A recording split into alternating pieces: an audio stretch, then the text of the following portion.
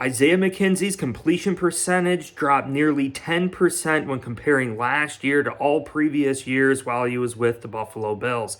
Also, yards after catch that we heard Brandon Beane speak so highly of after the season. Isaiah McKenzie was not too good after yards after the catch. And we can compare a guy like James Cook, who had only 50% of the amount of targets of a guy like Isaiah McKenzie, but came away with 4 more yards after catch than McKenzie. And then we could look at a guy like Khalil Shakir. Khalil Shakir had 30%, basically 1/3 the amount of targets of Isaiah McKenzie, actually 45 less targets than Isaiah McKenzie in 2022, and he only came away with 45 less yards after catch.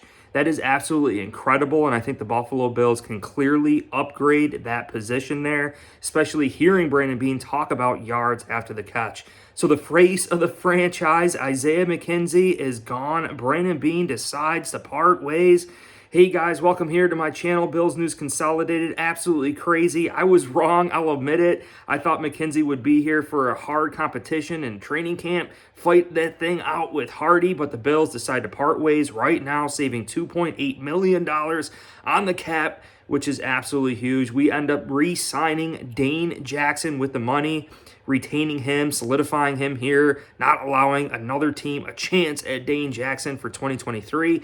This is going to be absolutely huge, and I think this is leading, all indicators are leading to Khalil Shakir getting a lot more time in the slot. Again, McKenzie, yards per reception, averaged roughly just under 10 yards per reception. Khalil Shakir balled out last year, 16 yards per reception. Gabe Davis, 17 yards per reception. Stefon Diggs, with all his targets and going against the best corners in the NFL, still 13 yards per reception last year. The Bills just need a little bit more out of each and every single player on this team. And I already mentioned a guy like James Cook having more yards after catch than Isaiah McKenzie with less targets. That's incredible. And also Khalil Shakir, 45 less targets, and he only had 45 less yards after catch than McKenzie. That is something the Bills were definitely looking at and decided to move on. And I think Deontay Hardy is going to be that guy. We've been discussing it. He's a deep threat. He's a guy that could stretch defenses vertically.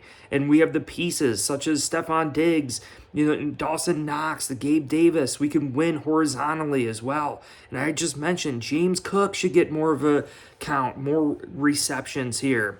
Khalil Shakir as well. Like, all these guys just need a lot more targets. They're so explosive. I think the Buffalo Bills definitely made the right decision here.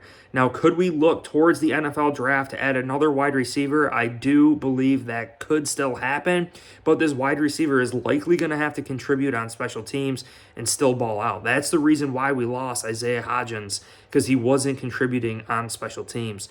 The other pieces here the Buffalo Bills are still missing, I think, is another tackle. Bobby Hart had an 11.5% snap count last year, and I think the Bills would benefit from drafting a tackle.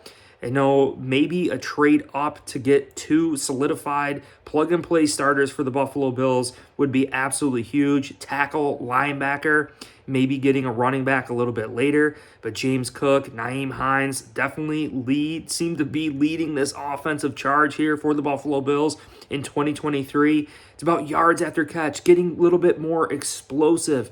The thing I am slightly worried about with Hardy is that he is somewhat injury prone, and there isn't a lot of continuity with him, and I think the Buffalo Bills are really going to lean on the shoulders of a Khalil Shakir. Khalil Shakir could back up Gabe Davis. He could back up Hardy in the slot, and Hardy could play on the outside depending on matchups.